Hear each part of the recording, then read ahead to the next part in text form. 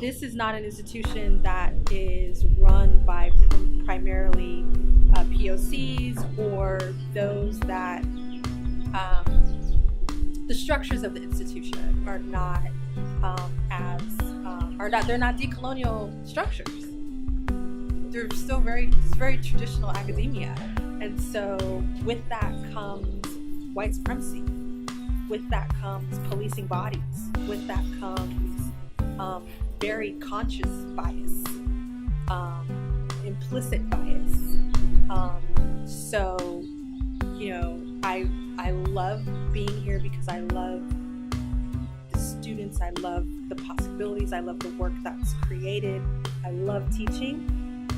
But I'm very realistic about the space this is work. So.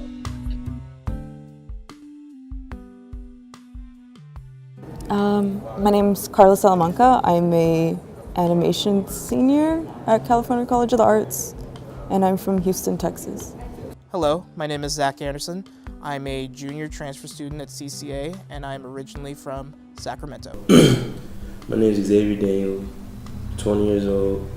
I'm a second year film major, and I'm from Philadelphia.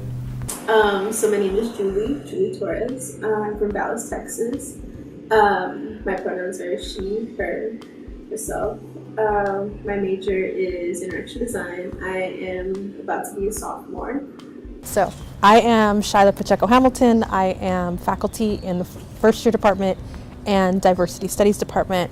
I'm also incoming chair of diversity studies for the fall, beginning in the fall. I am an alum of CCA. I did my undergraduate work here. I was an individualized student.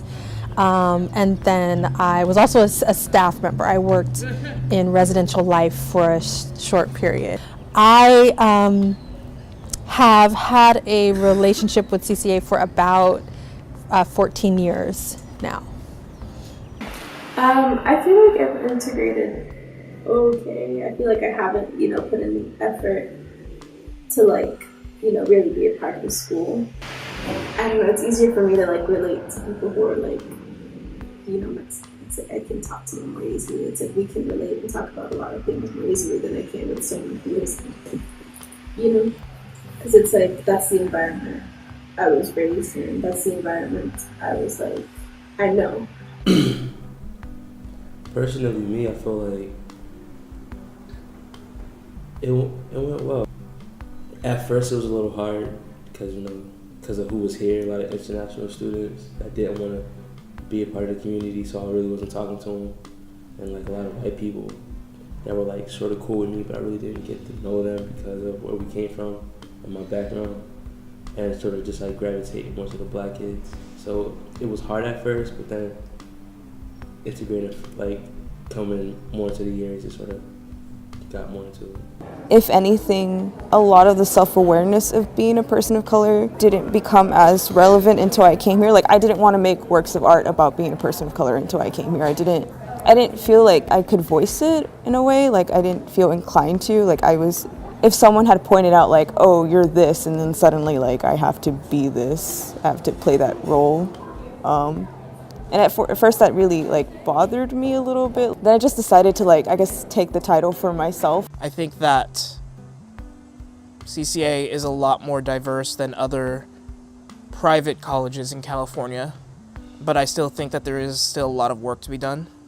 I would like to see a larger part of the student body be Hispanic or Latino, and I would like to see a lot more African American women that are students here as well. However, I think that we're making steps towards that. I cannot speak to how large those steps are. Oh, well, I think that it's coming along. It's coming along. I think that there can be a change in the curriculum to be more inclusive for Indigenous artists, artists that are differently abled, bodies that are differently abled, artists that are living in poverty, artists that are single parents, artists that are taking care of elders, artists that are healers and spiritual practitioners.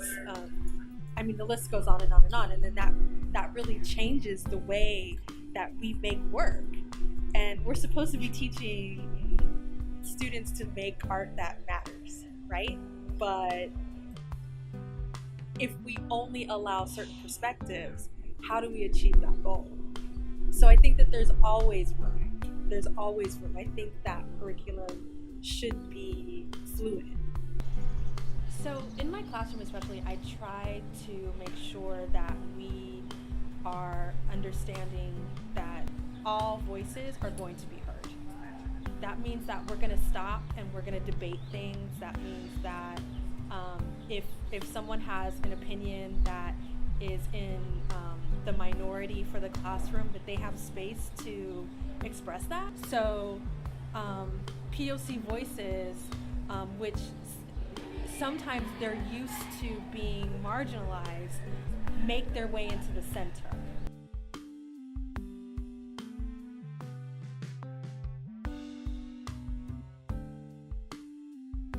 As a person of color, do you feel a responsibility to represent your culture here on campus and help the progress in terms of representation? No, I'm not the only one. I can't speak for everybody. I can only speak for me.